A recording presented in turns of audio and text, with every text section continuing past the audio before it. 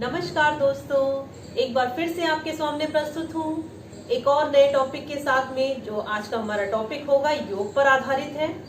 दोस्तों, कई लोगों की कमेंट आई थी कि बीपी की रोग से अगर जो है वो पीड़ित हो तो उनके लिए जो है एक वीडियो बनाया जाए। तो आज का जो हमारा टॉपिक है वो एक बहुत ही गंभीर रोग है। अगर देखा जाए तो कहने में लगता है कि बीपी का रोग है, पर अगर जिसको होता है वो ये जानता है कि बीपी की समस्या भी कभी कभी कितनी घातक सिद्ध होती है। तो आज का जो मैं टॉपिक लाई हूँ वो है लो बीपी। उसे हिंदी में हम निम्न रक्तचाप, और अगर मेडिकली फील्ड में उसको देखा जाए तो हाइपोटेंशन बोला जाता है। अगर किसी भी व्यक्ति की जो बीपी की जो रीडिंग है वो अगर 90 और 60 से अगर कम होती है तो वो लो बीपी की श्रेणी में आते हैं। तो दोस्तों, आखिर ये लो बीपी की समस्या होती क्यों है? क्यों लोगों में जो है लो बीपी या हाई बीपी वगैरह रहता है? तो इसके कारण हम जान लेते हैं। जैसे कि शरीर में अगर पानी की कमी हो जाती है, या फिर जो है कभी कभी दवाइयों का बुरा असर वगैरह होता है, सर्जरी या गंभीर चोट के कारण भी हो सकती है, जेनेटिक हो सकती है, स्ट्रेस से हो सकती है। ऐसे बहुत सारे रीजंस हैं जिसके कारण आपको बीपी की समस्या हो सकती है और लो बीपी की समस्या आपको घेर सकती है। इसके साथ ही साथ जो लोग बहुत ज्यादा स्ट्रेस लेते हैं, कोई दवाई उनकी ऐसी चल रही है जो वो ड्रग्स लेने से उनको कोई साइड इफेक्ट वगैरह हो रहे हैं, कोई ऐसी फूड हैबिट उनकी गलत है कि खाने की कोई गलत आदतें हैं, या फिर ज्यादा फास्टिंग करना, बहुत ज्यादा भूखा रहना, क्योंकि वर्किंग लोग होते हैं तो अधिकतर जो है खाने पीने का समय नहीं मिलता, इस कारण से भी बीपी की समस्या हो सकती है। जो लो बीपी की समस्या है वो हार्ट की प्रॉब्लम्स की ओर भी इशारा करती है, क्योंकि अगर जो मेन कार्य होता है रक्त का सर्कुलेशन का, वो मेन काम जो है वो हार्ट से ही होता है। यदि आपके हार्ट में कोई भी दिक्कत होती है, जैसे कि सांस लेने में परेशानी इत्यादि, तो इससे ये क्रिया अवरोधित हो जाती है। हार्ट का काम है पंपिंग करना, और जब हार्ट की इस पंपिंग क्रिया में अवरोध उत्पन्न होता है तो उसके कारण इसका जो है असर शरीर के अन्य अंगों पर भी पड़ता है, और शरीर के अन्य अंगों तक खून की पूरी तरीके से सप्लाई नहीं हो पाती, जिसके कारण बड़ी दिक्कत होती है। इंसान का दम घुटने लगता है या सांस लेने में परेशानी होती है। अब लो बीपी तो हमने जान लिया कि क्यों होता है। आखिर इसके कौन से लक्षण हैं जो हम पहचान सके कि हमें लो बीपी की समस्या है। लो बीपी में कभी कभी इंसान को चक्कर आते रहते हैं, या घबराहट फील होती है, या फिर आंखों के सामने अंधेरा छा जाना, उल्टी जैसा फील होना, इस तरीके की बहुत सारी कमजोरी महसूस होना। ऐसे बहुत से लक्षण हैं जिसके द्वारा हम पहचान सकते हैं कि हमें लो बीपी है। ऐसे में हमें क्या करना है? हमें करनी है अपना जो है बीपी की जांच करानी होगी तुरंत। तो मैं तो आपसे यही कहूंगी कि अपने घर में हर वक्त एक बीपी की मशीन रखें, जिसके कारण कोई भी सिम्टम अगर आपको ऐसा लग रहा है तो तुरंत आप उसको खुद ही चेक कर पाए। तो जिनको भी लो बीपी रहता है उन्हें इसे हल्के में नहीं लेना चाहिए, उन्हें भी बहुत ज्यादा सावधानी बरतने की आवश्यकता होती है। अगर इस स्थिति में अंगों के जो है सही तरीके से अगर खून की सप्लाई उनमें नहीं होती है तो उसकी वजह से स्ट्रोक आ सकता है, हार्ट अटैक हो सकता है, या फिर किडनी फेलियर तक की समस्या हो सकती है। कभी कभी बीपी बहुत ज्यादा लो हो जाता है तो उसमें क्या होता है कि व्यक्ति इवन बेहोश तक हो सकता है, और उसके सिर में कोई गंभीर चोट वगैरह आ सकती है अंदरूनी। ऐसे कई मामलों में जो है ब्रेन हेमरेज होने की संभावना ज्यादा रहती है। ऐसे में क्या करने की सिंपल सी बात है कि अगर आपको लो बीपी की समस्या हो गई है तो खाने में आपको नमक की मात्रा बहुत कम ना रखनी है। नमक आपको ठीक ठाक लेना है, और शरीर में बीपी को मेंटेन रखने के लिए नमक जो है वो अहम होता है, क्योंकि आपको लो बीपी की समस्या है। यदि आपको हाई बीपी की समस्या होगी तो इसमें नमक नहीं लेना होता है, या नाम मात्र के बराबर लेना होता है। वैसे भी हमें पानी अधिक मात्रा में पीना चाहिए, पर जिनको लो बीपी की समस्या है उन्हें कम से कम दिन में 8 गिलास पानी पीना चाहिए, और लिक्विड के रूप में कुछ ना कुछ जो है वो पानी आप जरूर लेते रहे, ताकि आपका शरीर जो है वो हाइड्रेट रहे। लो बीपी वालों को एक और बात का अहम ध्यान रखना चाहिए। यदि वो नीचे जमीन में बैठे हैं या कहीं पर भी बैठे हैं तो एकदम से किसी भी कारण से ऊपर झटके के साथ ना उठे, उससे भी आपको दिक्कत हो सकती है। और कभी भी दवाइयों का एक्सपेरिमेंट ना करें, दवाई हमेशा डॉक्टर की सलाह से ही लें।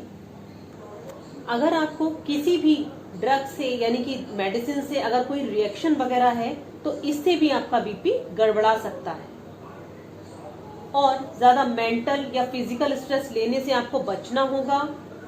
सिगरेट, अल्कोहल वगैरह आपको नहीं लेनी है और खाने में ताजी सब्जियां, हरी सब्जियां और फलों का सेवन आपको ज्यादा से ज्यादा करना है। जिन लोगों को भी लो बीपी की समस्या है उन्हें डेली योगाभ्यास करना चाहिए। प्राणायाम, आसन, कुछ यौगिक क्रियाएं, जॉगिंग और सूर्य नमस्कार वगैरह भी करना चाहिए।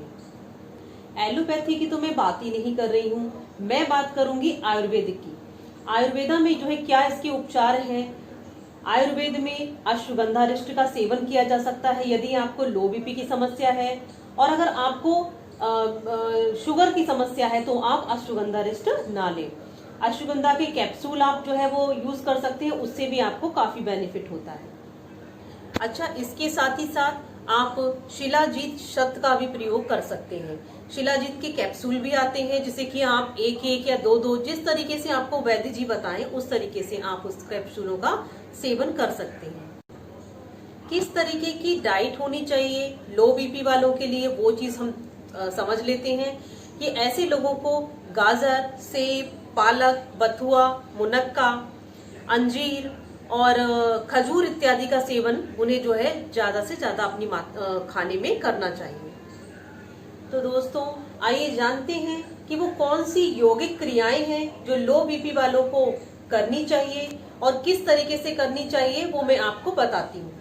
आइए जानते हैं कि कौन कौन से प्राणायाम और इत्यादि जो है वो लो बीपी वालों को करना चाहिए। तो मैं आपको बता दूं कि जिन्हें भी लो बीपी की दिक्कत है, समस्या रहती है, वो कपालभाति प्राणायाम भी कर सकते हैं। ऐसा मिथ है कि कपालभाति प्राणायाम उन्हें नहीं करना चाहिए। लो बीपी वालों को कपालभाति प्राणायाम भी करना चाहिए और उसकी गति क्या होनी चाहिए मैं एक बार आपको बता देती हूँ।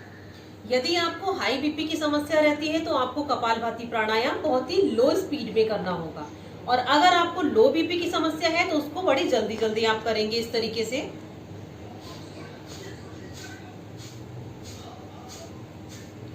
इस तरीके से 10 मिनट तक प्राणायाम करने के बाद आप देखेंगे कि आपके बीपी में काफी हद तक सुधार हुआ है। दूसरा, अनुलोम विलोम प्राणायाम, जैसा कि मैं पहले भी आपको अपने वीडियो में बता चुकी हूँ, अनुलोम विलोम प्राणायाम भी आपको करना है और साथ ही साथ आप भ्रामरी और उद्गीत भी कर सकते हैं। अब एक लो बीपी वालों के लिए एक सबसे ही बहुत ही अद्भुत और अच्छा मैं एक प्राणायाम आपको बताने जा रही हूँ, उसको कहते हैं सूर्य भेदी प्राणायाम।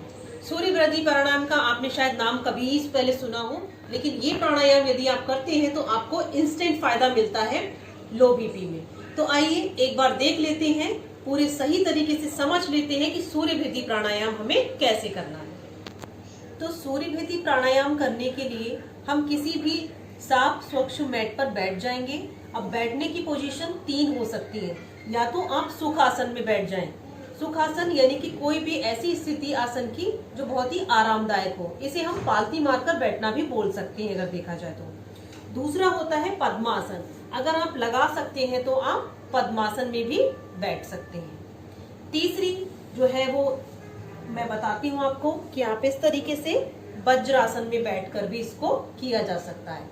यदि आपकी कमर वगैरह में कोई दिक्कत रहती है या बैकबोन में कोई प्रॉब्लम है, उसके साथ आप ये आसन करना चाहते हैं, प्राणायाम करना चाहते हैं, तो आप चेयर पर भी एकदम स्ट्रेट बैठकर इसको कर सकते हैं। तो आइए देखते हैं इसे करने की सही विधि क्या है।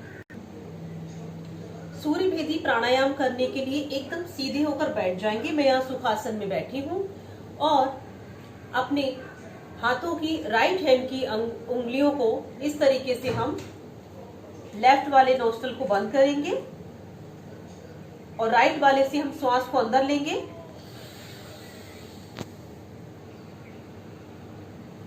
और लेफ्ट वाले से हम श्वास को बाहर निकालते हैं। अब फिर यही क्रिया करनी है, क्योंकि हम अनुलोम विलोम प्राणायाम नहीं कर रहे हैं, हम सूर्य भेदी कर रहे हैं। उसके बाद फिर हमें अपने इस लेफ्ट नोस्ट्रल को बंद करना है और राइट वाले से फिर श्वास लेनी है।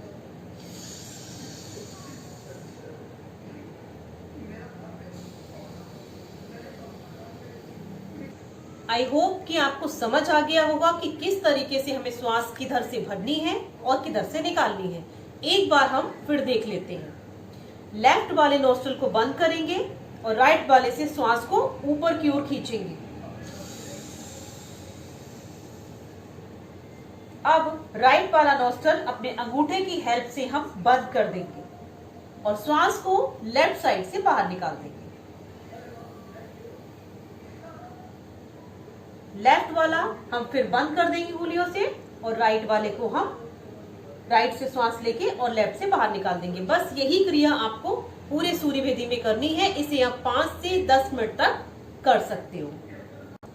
जैसा कि मैंने आपको बताया, यदि आपको अभी भी समझ ना आया हो कि किस तरीके से सूर्य भेदी करना है, तो मैं आपको बताती हूँ सूर्य भेदी प्राणायाम का एक दूसरा वेरिएशन।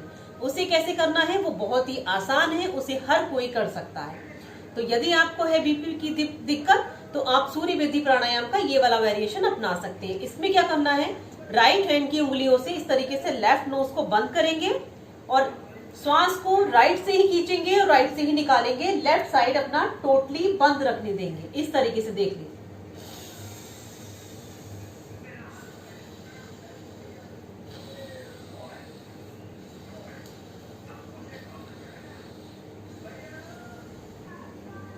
तो दोस्तों, आज मैंने आपको बताया कि लो बीपी क्या होता है, क्यों होता है, आयुर्वेद में उसके क्या उपचार हैं और किन बातों का आपको स्वयं से ध्यान रखना होगा, और योग अभ्यास के द्वारा आप किस तरीके से इस समस्या से पूरी तरीके से निजात पा सकते हैं। आई होप कि आपको आज का वीडियो भी पसंद आया होगा और पूरी तरीके से समझ भी आया होगा। तो यदि आपके आसपास कोई भी है जिसे है लो बीपी, तो प्लीज ये वीडियो उस तक शेयर कीजिए, पहुंचाइए उस तक, ताकि वो भी इस चीज का लाभ उठा सके। तो दोस्तों, अगर हमारा वीडियो आपको पसंद आया हो तो प्लीज इसको लाइक कीजिएगा। चैनल अगर अभी तक सब्सक्राइब नहीं किया है तो प्लीज उसे सब्सक्राइब कर लीजिएगा और हाँ, शेयर करना ना भूलें। तो दोस्तों, इसी तरीके की दिक्कतें जीवन में आती रहती हैं। उन दिक्कतों को उसे निजात पाने के लिए एक और वीडियो में हम फिर मिलेंगे। तब तक के लिए नमस्कार।